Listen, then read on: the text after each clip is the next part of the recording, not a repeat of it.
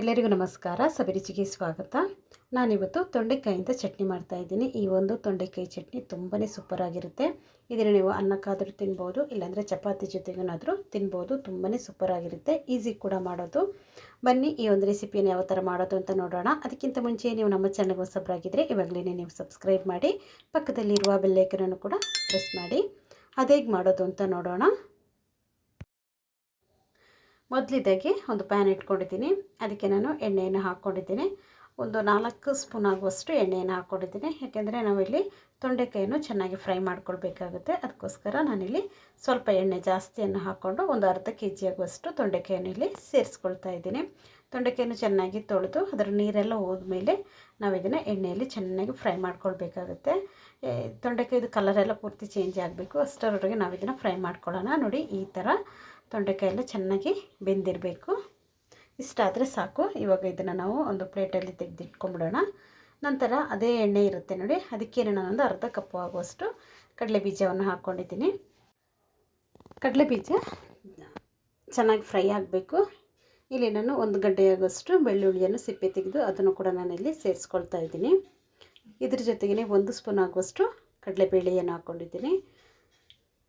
ಖಾರಕ್ಕೆ ಇಲ್ಲಿ ಒಂದು 4-5 ಒಣಮೆಣಸಿನ್ಕಾಯಿ, 1 ಬ್ಯಾಡಗಿ ಮೆಣಸಿನ್ಕಾಯಿ, 2 ಹಸಿಮೆಣಸಿನ್ಕಾಯನ್ನು ಕೂಡ ಇಲ್ಲಿ ಸೇರಿಸ್ಕೊಂಡು ಅದನ್ನು ಕೂಡ ಚೆನ್ನಾಗಿ ಎಣ್ಣೆಯಲ್ಲಿ ನಾವು ಫ್ರೈ ಮಾಡ್ಕೊಳ್ಬೇಕಾಗುತ್ತೆ.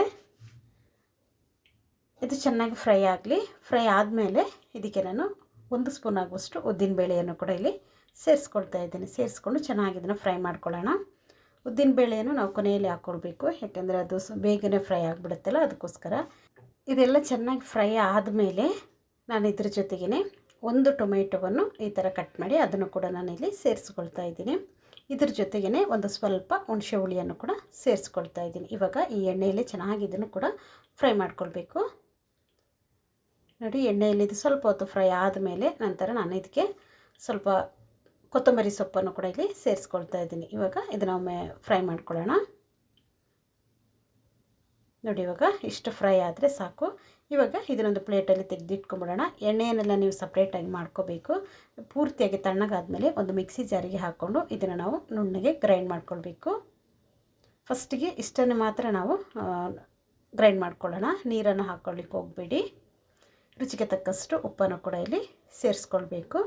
ಇವಾಗ ಇದನ್ನು ತರಿತರಿಯಾಗಿ ನಾವು ಗ್ರೈಂಡ್ ಮಾಡ್ಕೊಳ್ಳೋಣ. ನೋಡಿ, ಇಷ್ಟ ಆದರೆ ಸಾಕು.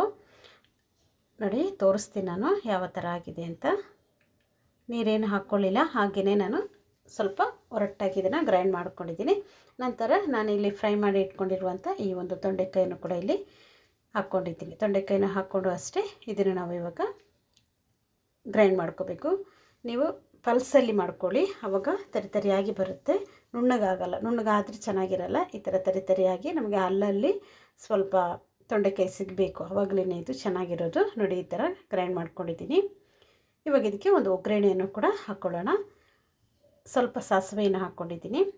ಸಾಸಿವೆ ಚೆನ್ನಾಗಿ ಸಿಡಿದ ಮೇಲೆ 1 ಸ್ಪೂನ್ ಆಗುವಷ್ಟು ಉದ್ದಿನಬೇಳೆಯನ್ನು ಕೂಡ ಇಲ್ಲಿ ಸೇರಿಸ್ಕೊಂಡಿದ್ದೀನಿ. ಸ್ವಲ್ಪ ಇದಕ್ಕೆ ಕರಿಬೇವಿನ ಸೊಪ್ಪನ್ನು ಕೂಡ ಸೇರಿಸ್ಕೊಳ್ಳೋಣ. ತುಂಬಾ ಚೆನ್ನಾಗಿರುತ್ತೆ. ಈ ಥರ ಒಂದು ಒಗ್ಗರಣೆಯನ್ನು ಕೂಡ ಹಾಕ್ಕೊಳ್ಬೇಕು, ಆವಾಗ ಈ ಚಟ್ನಿಗೊಂದು ಒಳ್ಳೆ ಟೇಸ್ಟ್ ಸಿಗುತ್ತೆ. ಇವಾಗ ಈ ಚಟ್ನಿಗೆ ಈ ಒಗ್ಗರಣೆಯನ್ನು ಹಾಕ್ಕೊಂಡು ಒಮ್ಮೆ ಇದನ್ನು ಚೆನ್ನಾಗಿ ನಾವು ಮಿಕ್ಸ್ ಮಾಡ್ಕೊಳ್ಳೋಣ. ತುಂಬಾ ಚೆನ್ನಾಗಿರುತ್ತೆ. ನೀವು ಅನ್ನಕ್ಕಾದರೂ ಇದನ್ನು ತಗೊಳ್ಬೋದು, ಈ ಚಟ್ನಿಯನ್ನು ಚಪಾತಿಗಾದರೂ ತಗೊಳ್ಬೋದು. ನೀವು ಇದನ್ನು ತೊಂಡೆಕಾಯಲ್ಲಿ ಮಾಡಿದ್ದೀರಂತಲೇ ಗೊತ್ತಾಗಲ್ಲ, ಅಷ್ಟು ಸೂಪರ್ ಆಗುತ್ತೆ. ನೀವು ಕೂಡ ಇದೇ ಥರ ಒಮ್ಮೆ ಟ್ರೈ ಮಾಡಿ, ತುಂಬಾ ಈಸಿಯಾಗಿರುತ್ತೆ. ಈ ವಿಡಿಯೋ ನಿಮಗೆ ಇಷ್ಟ ಆಯ್ತಂದರೆ ಲೈಕ್ ಮಾಡಿ, ಶೇರ್ ಮಾಡಿ, ಸಬ್ಸ್ಕ್ರೈಬ್ ಮಾಡಿ. ವಿಡಿಯೋ ನೋಡಿದ್ದಕ್ಕಾಗಿ ಧನ್ಯವಾದಗಳು. ನಾನು ಸಬಿ.